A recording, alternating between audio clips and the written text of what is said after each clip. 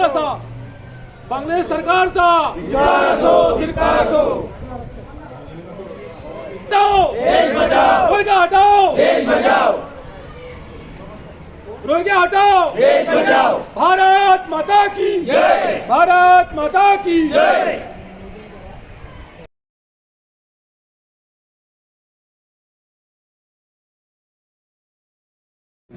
आज चोपडा तालुक्यातील समस्त हिंदुत्ववादी संघटनेचे पदाधिकारी आम्ही साहेबांना निवेदन दिलेलं आहे का बांगलादेशात टिपू चंद्र या हिंदू व्यक्तीची झाडाला टांगून निर्दयी अशी हत्या करण्यात आली, जिवंत जाळण्यात आलं आणि कालही एका परत हिंदूची तिथे हत्या करण्यात आलेली आहे। तेथील महिलांना बलात्कार अत्याचार असे दररोज प्रकार होत आहे।